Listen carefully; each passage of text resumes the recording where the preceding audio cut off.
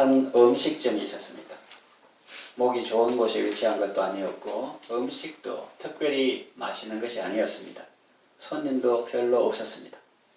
그러던 어느 날 한 사람이 우연히 그 음식점에 들렀는데 분위기가 예전과 다름을 느꼈습니다. 위치는 전에 그곳이 분명한데 내부가 깨끗했고 간판도 아주 산뜻했습니다. 실내 분위기도 좋고 종업원도 아주 친절했습니다. 손님이 줄을 서서 기다리고 있었고 무엇보다 음식 맛이 좋았습니다. 기분 좋게 먹고 나오면서 종업원에게 물어보았습니다. 전에 그 가게 아니에요? 그러자 종업원이 이렇게 대답했습니다. 주인이 바뀌었습니다. 그렇습니다. 주인이 바뀌면 가게도 달라집니다. 집도 주인이 바뀌면 완전히 새로 리모델링하여 새집이 되는 경우가 많습니다. 우리의 신앙생활도 이와 같습니다. 주인이 바뀌면 모든 것이 달라집니다. 주인이 사람에서 다른 사람으로 바뀐 것도 이렇게 변화가 큰데 하물며 주인이 사람에서 하나님으로 바뀌면 그 변화가 얼마나 크겠습니까? 전지하시고 전능하신 하나님이 내 인생의 운전대를 잡으시면 나의 인생 항로를 능숙하게 헤쳐나가십니다. 걸림돌도 디딤돌이 되게 하시고 위기도 기회가 되게 하시고 고난도 유익이 되게 하십니다. 예수님은 자기 백성을 그들의 죄에서 구원하시는 우리의 하나님이십니다. 오늘 본문에서 사도 바울은 내게 사는 것이 그리스도이기 때문에 내가 사는 것이 아니에요. 내게 사는 것이, 다시 말하면 나를 통하여 사시는 분이 예수님이기 때문에 그리스도이기 때문에 모든 것이 유익하다. 그렇게 말합니다. 이제 구체적으로 적용하면서 함께 은혜를 받겠습니다. 첫째로 그리스도가 살면 가난도 유익합니다. 가난은 사람이라면 누구나 다 싫어합니다. 가난하면 여러모로 불편하기 때문입니다.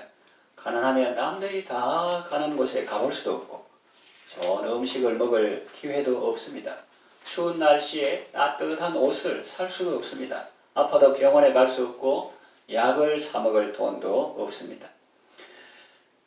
어떤 사람은 가난하면 불편하지만 그래도 불행한 것은 아니다 라고 말하는 사람이 있는데 너무 쉽게 말하는 것이 아닌가 라는 생각이 듭니다. 자신은 수양을 많이 하고 도를 닦아서 그런지 모르지만 대부분의 사람들은 가난하면 불편할 뿐만 아니라 또한 불행하다는 그런 생각을 합니다. 한숨을 쉬면서 가난이 웬수요 라고 말하는 어른도 있고 학생들도 자기 하고 싶은 그게 도전하고 싶은데 잘 안 될 때 가난이 뭔지 하면서 인생을 고민하는 청소년들도 있습니다. 이 가난은 우리 인생의 가시밭길과 같아서 많은 사람이 여기에 걸리고 넘어지고 다칩니다. 가난에서 벗어나려고 하다가 범죄에 연루되기도 하고 너무 견디기 힘들어서 극단적인 선택을 하는 사람도 있습니다. 생활고 때문에 일가족이 극단적인 선택을 하고 나중에 발견되는 경우가 매스컴을 통해 보도되고 있습니다. 이렇게 인생길에서 어려운 것이 이 가난의 골짜기를 통과하는 것인데 가난은 나라도 구제하지 못한다는 말이 있을 정도입니다. 그런데 이 어려운 길도 운전대를 잡은 분이 바뀌면 달라집니다. 내게 사는 분이 그리스도고 그리스도께서 내 인생의 운전대를 잡으시면 내 삶의 모든 여정을 선히 인도하십니다. 능숙하게 헤쳐나가십니다. 예수 그리스도는 베스트 드라이버이십니다. 운전을 너무나 잘하십니다. 그래서 그분 앞에는 가난도 문제가 되지 않습니다. 가난조차 유익이 되게 하십니다. 성경에 예가 많지만 하나만 들겠습니다. 하나님께서 마케도냐 교회들에게 주신 은혜입니다. 고린도 후서 8장에 그 내용이 나옵니다. 그분들은 마케도니아 지역의 교회 사람들은 등 따시고 배부른 환경에 살던 사람이 아닙니다. 환란의 많은 시련 가운데 있었던 사람들입니다. 그리고 극심한 가난 가운데 살았던 사람들입니다. 그런 분들이 하나님의 복음을 듣고 기쁨이 넘쳤습니다. 그때 세상은 흉년이 들어 크게 어려울 때였습니다. 그들의 모교회, 어머니 교회격인 예루살렘 교회는 환란 때문에 많은 사람이 흩어져서 형편이 더욱 어려웠습니다. 그래서 이방인 교회들은 예루살렘 교회를 돕기로 했습니다. 그때 마케도냐 성도들은 가난한 성도를 돕는 연보를 풍성하게 넘치도록 했습니다. 그리스도는 마게도냐 교회들에게 그들의 가난조차 유익이 되게 하셨습니다. 가난 때문에 상실과 포기하는 삶이 아니라 사랑과 나눔의 삶을 살게 하셨습니다. 하나님께서 가난이 우리에게 유익이 되시게 하시는 방편은 하나만 있는 것이 아닙니다. 마케도니아 교회처럼 어려운 가운데 우리나라도 복음이 들어왔을 때 조선시대 양반보다도 천민이나 여성들이나 이런 분들이 남녀평등 교육 이런 거 하니까 얼마나 싹 빨려 들어가지고 복음화되는 그런 것처럼 이 마케도니아 교인들 하여금 가난 가운데 복음을 기쁨으로 받아서 감사함을 넘치게 했던 그렇게 하는 경우도 있지만 어떤 경우에는 가난한 사람에게 복을 주셔서 부하게 하심으로써 그 가난이 유익이 되게 하시기도 합니다. 나오미의 경우가 그렇죠. 나오미는 가난할 때 하나님의 은혜를 구했고 하나님은 보아스를 통해서 그 가정에 복을 주셨습니다. 이처럼 그리스도는 우리가 가난할 때 우리에게 많은 은혜를 주시며 때로는 우리에게 구하는 것을 주시며 찬송 가사와 같습니다. 구하는 것을 주시며 우리를 지켜주시기도 하십니다. 내게 사는 분이 그리스도시면 나에게는 가난도 유익합니다. 둘째로 그리스도가 살면 질병도 유익합니다. 건강한 사람도 병이 들면 육체적으로 불편할 뿐만 아니라 심리적으로도 많이 위축됩니다. 이 10손가락 중에 하나가 다치면 10분의 1만 불편한 것이 아니라 삶 전체가 불편합니다. 이빨 하나가 아프면 이빨 32개 중에 하나만 아픈 것이 아니라 온 몸이 아픕니다. 이처럼 질병은 누구에게나 아프고 고통스러운 것입니다. 할 수만 있다면 회피하고 싶은 것입니다. 그런데 이런 질병조차 우리에게 유익이 되게 하시는 분이 계십니다. 그분은 바로 그리스도십니다. 사람이 사는데 그 내 안에 누가 사느냐? 내가 왕이 되어 살거나 아니면 귀신이 와서 살면 나는 그 질병 때문에 고통당하게 되고 결국은 그것 때문에 죽게 됩니다. 그러나 내 안에 그리스도가 살면 그분은 나의 질병조차도 내게 유익이 되게 하십니다. 성경에 실예가 있습니다. 사도 바울의 경우입니다. 그는 육체에 질병이 있었습니다. 가시로 표현했을 정도로 아프고 고통스러운 것이었습니다. 사탄의 사자라고 했으니 가시가 찌를 때마다 지옥의 고통을 체험할 정도로 아픈 것이었습니다. 질병에 장사 없습니다. 사도 바울 같은 훌륭한 신앙인물도 이 질병이 떠나가기를 하나님께 기도했습니다. 그것도 3번이나 간절히 말입니다. 그래도 그 질병은 떠나가지 않았습니다. 대신 하나님은 그에게 말씀을 주시고 깨달음을 주셨습니다. 나의 은혜가 네게 족하다.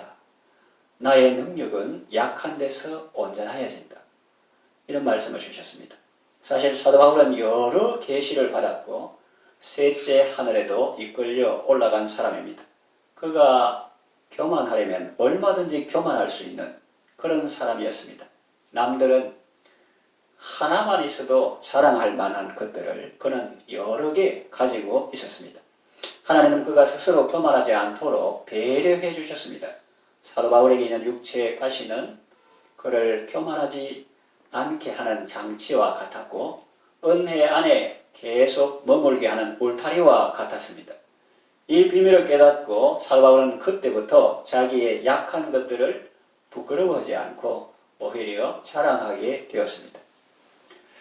그리스도는 이렇게 좋은 분이고 또 멋진 분입니다. 우리 인생 항로에 찾아오는 질병도 우리에게 유익이 되게 하시는 분입니다. 어떤 경우에는 질병을 친히 고쳐주시기도 합니다. 병에서 놓여 자유하게 하십니다. 예수님 당시에 수많은 병자들이 치유받고 회복되었습니다. 지금도 그리스도는 말씀과 성령으로 우리를 치료하시고 회복시켜 주십니다. 내게 사는 분이 그리스도시면 그분은 나의 질병도 내게 유익되게 하십니다. 셋째, 그리스도가 살면 죽음도 유익합니다. 죽음 앞에 장사 없다는 말이 있습니다. 역사에 영웅호걸이라는 사람들도 죽음 앞에서는 다 무너졌습니다.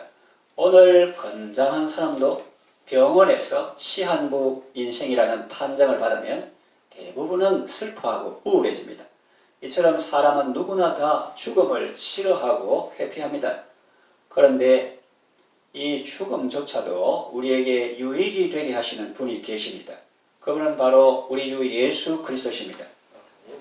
자식의 죽음은 부모에게 얼마나 아픔이 되겠습니까? 부모님이 돌아가시면 땅에 묻지만 자식이 죽으면 부모는 그 자식을 가슴에 묻는다는 말이 있죠. 그처럼 아픈 것이 자식의 죽음인데 그리스도는 그 자식의 죽음조차 유익이 되게 하십니다. 일전에 소개했던 이동원 목사님의 글 중에서 일부만 다시 인용합니다. 자식을 먼저 보내고 그런 삶의 과정 가운데에서 하나님께서 베푸신 은혜를 기억하며 감사하고 있습니다. 둘째 아들 이범 집사가 그 지독한 암의 통증에서 해방되어 감사합니다. 영광의 나라 천국에 입성하여 감사합니다. 아들의 고통을 통해 예수님을 내어주신 하늘 아버지의 고통을 알게 하시니 감사합니다. 아들의 암투병을 통해 수많은 암 환자의 고통과 연대하게 된 것을 감사합니다. 또한 자식을 먼저 떠나보낸 수많은 부모들의 고통과 연대하게 되어 감사합니다. 아들의 치유를 위해 기도한 수많은 중보 기도자들과 한 지체가 되어 감사합니다. 아들이 간 천국을 더 가까이 소망하게 되어 감사합니다. 그랬습니다. 이것은 내 안에 그리스도가 살면 자식의 죽음조차도 나를 무너뜨릴 수 없고 하나님은 그것조차도 오히려 내게 유익이 되게 하시는 분이심을 알 수 있습니다. 그러면 본인의 죽음도 유익이 되게 하십니까? 좀 전에 자식의 죽음도 그 사람은 부모를 무너뜨리지 않고 유익이 되게 하시는데 그러면 본인의 죽음도 유익이 되게 하십니까? 물론입니다. 하나님은 우리의 죽음을 통해서 우리 자신이 어떤 유익들을 얻게 하십니까? 먼저 땅 위의 수고를 그만하게 하십니다. 땅 위의 수고를 그치라 하시니 내 앞에 남은 일 오직 저길 땅의 수고를 거치고 주 안에서 평안히 쉬게 되는 것이고 또 성화가 완성됩니다. sanctification 하는 성화, 이 거룩함의 과정, 미완성과 같고 부족한 우리가 인생길을 걸어가면서 이룬 이것을 마치 어떤 화가가 그림을 다 그리고 완성하고 낙관을 합니까? 그것을 탁 도장 찍는 것처럼 주님께서 우리의 부족한 인생을 이렇게 성화, 완성시켜 주시는 것입니다. 죄 중에 다시 방황할 일이 전혀 없습니다. 하늘의 밀이 땅에 떨어져 죽으면 많은 열매를 맺듯이 우리의 죽음은 그것으로 끝나는 것이 아니라 육신의 자손과 영적인 후손들을 통하여 계속 번식하고 뻗어갑니다. 그리고 본인에 대해서도 죽음으로써 다시 살 수 있게 되는 기초를 마련한 것입니다. 부활장이라고 하는 고린도전서 15장에 보면 죽은 자가 어떻게 다시 살며 어떠한 모양으로 오는가? 라는 질문에 대해서 그 당시에 사람들이 부활을 비웃으면서 죽으면 끝이지 죽은 자가 어떻게 다시 살며 다시 산다 하자. 그럼 어떠한 모양으로 오는데? 이런 질문을 하는 데 대해서 사도 바울은 어떻게 답합니까? 어리석은 자여 네가 뿌리는 씨가 죽지 아니하면 다시 살지 못하겠고 라고 말함으로써 죽음은 다시 사는 것의 근거가 됨을 말하고 있습니다. 그러고 보면 이 썩을 육신을 가지고 마치 플라스틱처럼 썩지도 않고 천년 만년 산다는 것은 끔찍한 일이라고 볼 수 있습니다. 처음에 무성하던 잎이 가을에 낙엽이 되어 떨어지고 거름이 되어 썩고 봄이 되면 나무에 새순이 나고 새잎이 돋는 것이 자연의 이치 아닙니까? 우리의 육신도 죽을 때 죽고 썩을 때 썩는 것이 복이 아닐까요? 아프고 힘든데 죽을 때가 되어도 절대로 죽어지지 않고 땅에 묻혀도 썩지 않고 묻힐 때 모습 그대로 있다고 상상해 보세요. 끔찍하지 않습니까? 땅을 파보니 조선시대 사람들이 있고 그는 물론이고 고려시대 사람, 삼국시대 사람 시체도 썩지도 않고 그 묻힐 때 모습 그대로 있다고 상상해 보세요. 온 국토가 사체로 가득할 것입니다. 농사도 마음대로 못 지을 것입니다. 썩을 것은 썩고 때가 되면 썩지 아니할 것으로 다시 살아나는 것이 좋은 것입니다. 성도의 육신은 죽어서 썩을지라도 마지막 나팔에 신령한 몸으로 다시 살아나고 또 그때까지 살아있는 자는 썩지 아니할 몸으로 홀연히 변화될 것입니다. 그리스도는 우리 육신의 죽음조차도 우리에게 유익이 되게 하시는 분이십니다. 이제 말씀을 정리하며 마치겠습니다. 그래서 우리가 이 대강절에 그냥 하나의 행사로 끝날 것인가? 그리스도 이 땅에 오신 지 2000년이 지났지만 아직도 마음에 그리스도를 모시지 않는 사람은 믿지 않은 사람이다. 아침에 뉴스를 보니까 영국의 웨일즈 또 잉글랜드 지역에 믿는 사람이 50%도 안 돼. 기독교인이 절반 이하로 되는데 더 이상 영국은 선교사를 파송한 나라였지만 옛날에 이제 더 이상 이제 영국은 선교지가 되었다. 그런 것을 보았습니다.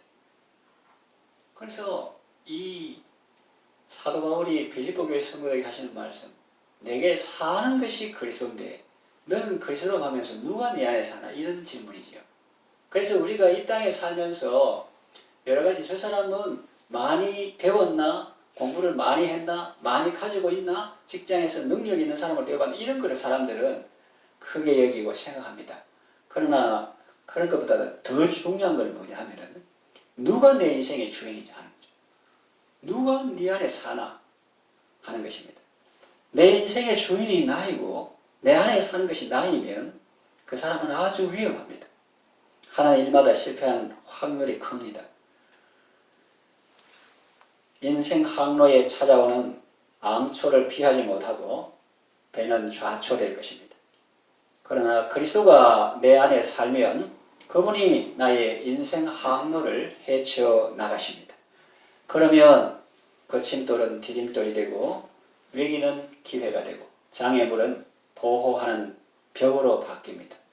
출애굽할 때처럼 바다가 장애물인데 나중에 보호하는 벽이 되었죠. 그러니 여러분 이 대강절 기간에 내게 사는 분이 누구인가를 점검해 보시기를 바랍니다. 신앙생활을 하고 있다고 해도 아직 내 마음의 중심에 이 마음이라고 할 때 그 좌소의 중심 의자에 내가 있거나 아니면 다른 피조물이나 우상이 있다면 그 모든 것을 다 내려놓고 그리스도를 영접하고 그리스도를 왕으로 모시는 지혜로운 결단을 하실 수 있기를 바랍니다. 구주 예수님을 왕으로 모시고 이제는 내가 사는 것이 아니라 내 안에 그리스도께서 사심으로 모든 것이 유익하게 되는 아름답고 복된 삶을 살아가시기를 바랍니다.